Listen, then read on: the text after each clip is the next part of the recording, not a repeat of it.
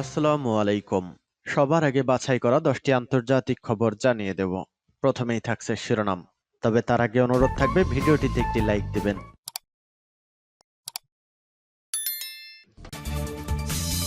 ২৪ ঘন্টায় হামাসের ২০ যোদ্ধাকে হত্যার দাবি ইসরায়েলের।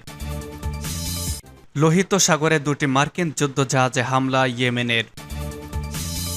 ইসরায়েলে অস্ত্র রপ্তানি, পররাষ্ট্রমন্ত্রীর বিরুদ্ধে ফিলিস্তিনি কানাডিয়ানদের মামলা।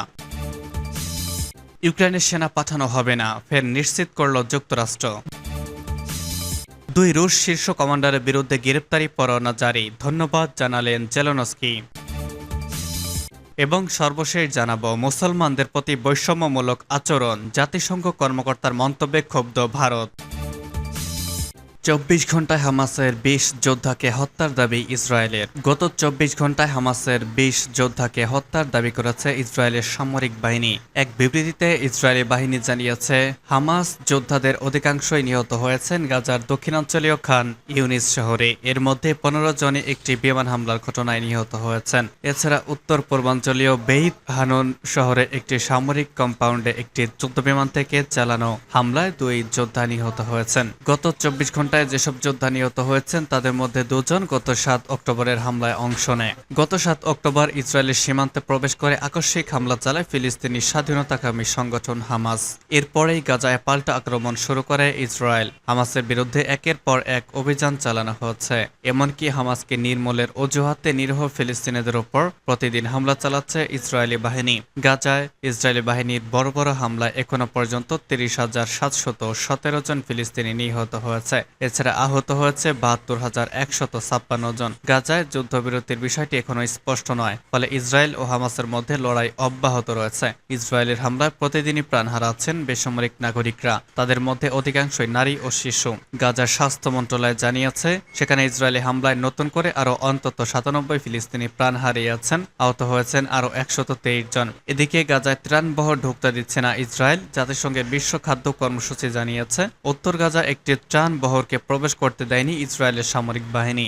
সংস্থাটি জানিয়েছে, দুর্ভিক্ষ এড়াতে গাজার উত্তরে ত্রাণবহরের প্রবেশাধিকার দিতে হবে। হামাস বলছে, যুদ্ধবিরতির আলোচনা চলছে, কিন্তু বল এখন ইসরায়েলের কোর্টে। অন্যদিকে যুক্তরাষ্ট্র বলছে, যুদ্ধবিরতিতে যেসব বাধা আসছে তা অপ্রতিরোধ্য নয়। এদিকে দক্ষিণ লেবাননের হৌলা গ্রামে ইসরায়েলি বাহিনীর বোমা হামলায় এক হিজবুল্লাহ সদস্য, তার স্ত্রী এবং তাদের সন্তান নিহত হয়েছে। লোহিত সাগরে দুটি মার্কিন যুদ্ধজাহাজে হামলা ইয়েমেনের। ইয়েমেনের হুতি যোদ্ধারা লোহিত সাগরে দুটি মার্কিন যুদ্ধজাহাজে হামলা চালিয়েছে। বিদ্রোহীদের সামরিক মুখপাত্র ইয়াহিয়া সারিয়ে এই তথ্য নিশ্চিত করেছেন। একটি টেলিভিশন বক্তৃতায় তিনি বলেছেন, মার্কিন নৌবাহিনীর ২টি ডেস্ট্রয়ার লক্ষ্য করে বেশ কয়েকটি ক্ষেপণাস্ত্র ও ড্রোন হামলা করা হয়েছে, যার মধ্যে কয়েকটি লক্ষ্যে আঘাত করেছে। তবে এই বিষয়ে আরও বিস্তারিত বিবরণ দেননি তিনি। অন্যদিকে যুক্তরাষ্ট্রের পক্ষ থেকেও এই বিষয়ে তাৎক্ষণিক কোনো মন্তব্য পাওয়া যায়নি। ইয়েমেনের জলসীমায় কোনো জাহাজ প্রবেশের আগে দেশের হুতি বিদ্রোহীদের দ্বারা নিয়ন্ত্রিত সংশ্লিষ্ট কর্তৃপক্ষের অনুমতি নিতে হবে। সোমবার হুতি টেলিযোগাযোগ মন্ত্রী মিসফার আল নুমায়ের এই নির্দেশনার কথা জানিয়েছেন। প্রসঙ্গত, গত বছরের ৭ অক্টোবর গাজায় ইসরায়েলের আগ্রাসনের পর থেকে ফিলিস্তিনি স্বাধীনতাকামী গোষ্ঠী হামাসকে সমর্থন জানিয়ে ২ মাস ধরে লোহিত সাগরে চলাচলরত বাণিজ্যিক জাহাজে হামলা চালিয়ে আসছে ইরান সমর্থিত হুতি যোদ্ধারা বিদ্রোহীরা। এতে লোহিত সাগরে একটি রুটে চলাচল বন্ধ করে দিয়েছে মার্কস, সিএমএ, সিজিএম সহ বড় বড় শিপিং প্রতিষ্ঠানগুলো। ইসরায়েলে অস্ত্র রপ্তানি, পররাষ্ট্রমন্ত্রীর বিরুদ্ধে ফিলিস্তিনি কানাডিয়ানদের মামলা। ইসরায়েলের সামরিক সরঞ্জাম রপ্তানি বিষয়ে কানাডার পররাষ্ট্রমন্ত্রী মেলানি জোলির বিরুদ্ধে মামলা করেছেন ফিলিস্তিনি কানাডিয়ান ও মানবাধিকার আইনজীবীরা। তারা বলছেন, পররাষ্ট্রমন্ত্রীর এমন সিদ্ধান্ত দেশীয় ও আন্তর্জাতিক আইনের অধীনে কানাডার বাধ্যবাধকতা লঙ্ঘন করে বলে প্রতীয়মান হয়। মেলানি জোলির বিরুদ্ধে মামলাটি দায়ের করা হয়েছে গতকাল। মামলায় কানাডার ফেডারেল আদালতের প্রতি ইসরায়েলের জন্য নির্ধারিত সামরিক পণ্য ও প্রযুক্তি রপ্তানিতে সরকারের অনুমতি দেওয়া বন্ধ করতে আবেদন করে বাদীপক্ষ। তারা আদালতের কাছে এই ধরনের অনুমতি দেওয়াকে বেআইনি বলে গণ্য করতেও আহ্বান জানান। খবর আল জাজিরার। Canadian lawyers for international human রাইটসের বোর্ড সদস্য হেনরি অব বলেছেন, আমরা কানাডাকে তার নিজস্ব মান ও তার আন্তর্জাতিক আইনি বাধ্যবাধকতা ধরে রাখতে চাইছি।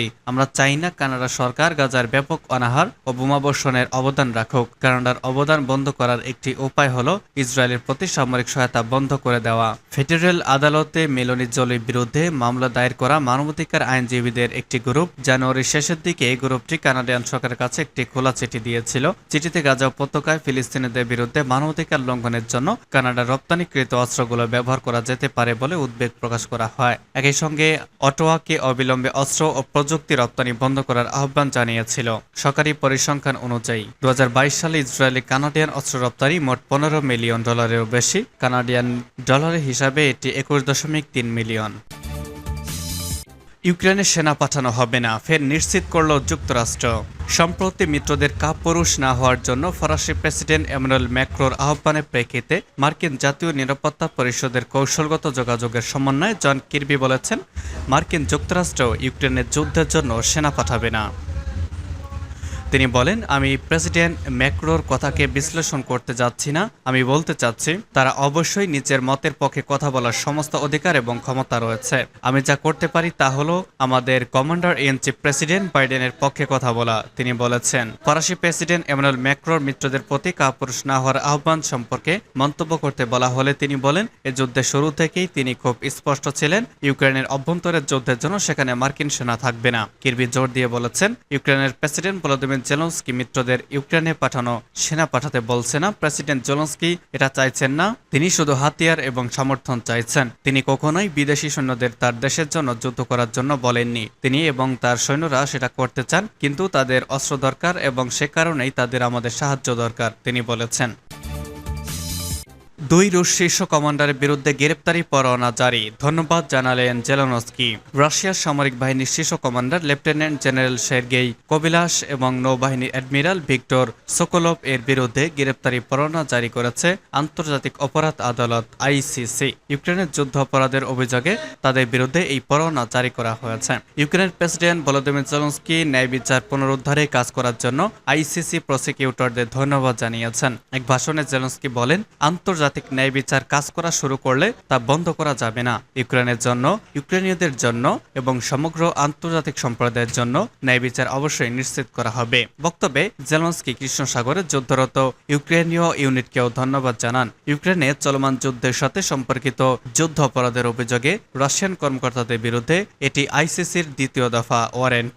এর আগে আন্তর্জাতিক অপরাধ আদালত রুশ প্রেসিডেন্ট ভ্লাদিমির পুতিন এবং তার শিশুদের অধিকার বিষয়ক দূতের বিরুদ্ধে গ্রেপ্তারি পরোয়ানা জারি করেছিল। রাশিয়া ICC-কে স্বীকৃতি দেয় না, তাই গ্রেপ্তারি পরোয়ানা জারি পরেও রুশ এই কমান্ডারদের অভিযোগের মুখোমুখি হওয়ার জন্য তাদের আদালতের হাতে তুলে দেওয়ার সম্ভাবনা অনেকটাই কম। এবং সর্বশেষ জানিয়ে দিব, মুসলমানদের প্রতি বৈষম্যমূলক আচরণ, জাতিসংঘ কর্মকর্তার মন্তব্যে ক্ষুব্ধ ভারত। নির্বাচনী আবহের মধ্যে ভারতীয় নাগরিকদের অধিকারের ওপর ক্রমবর্ধমান বিধিনিষেধ মানবাধিকার কর্মী ও সাংবাদিকদের নিশানা করে এবং সংখ্যালঘুদের বিশেষত মুসলমানদের বিরুদ্ধে বৈষম্যমূলক আচরণের বিষয়ে উদ্বেগ প্রকাশ করেছিলেন জাতিসংঘের মানবাধিকার বিষয়ক হাই কমিশনার ভলকার তুর্ক। এর মন্তব্যে তীব্র অসন্তোষ প্রকাশ করেছে ভারত। এর বিরোধিতা করে ভারতের পক্ষ থেকে বলা হয়েছে, তার মন্তব্য অনাবশ্যক এবং তার বিশ্বের বৃহত্তম গণতন্ত্রের বাস্তব চিত্রকে প্রতিফলিত করে না। ভারতের বিবৃতিতে আরও জানানো হয়েছে, অনেক দেশ ভারতের নির্বাচনী অভিজ্ঞতা থেকে শিখতে চায় এবং অনুসরণ করতে চায়। জেনেভায় মানবাধিকার কাউন্সিলের 55তম অধিবেশন চলাকালীন বিশ্বব্যাপী আপডেটের পরিপ্রেক্ষিতে ভারত বিবৃতি জারি করে এই কথাগুলি জানিয়েছে। এই অধিবেশনে জাতিসংঘের মানবাধিকার বিষয়ক হাই কমিশনার ভলকার তুর্ক বিশ্বের বিভিন্ন অংশে যুদ্ধ প্রতিরোধ, শান্তি স্থাপনের চেষ্টা এবং সমাজের বিকাশের জন্য উপযুক্ত পরিবেশের প্রয়োজনীয়তা সম্পর্কে তার বক্তব্য পেশের সময় মন্তব্যটি করেছিলেন। নির্বাচন ঘিরে নাগরিকদের জন্য উন্মুক্ত পরিবেশ মঞ্চ থাকাটা আরও বেশি গুরুত্বপূর্ণ হয়ে ওঠে, সে বিষয়ের উপর জোর দিয়েছিলেন জাতিসংঘের মানবাধিকার বিষয়ক হাই কমিশনার।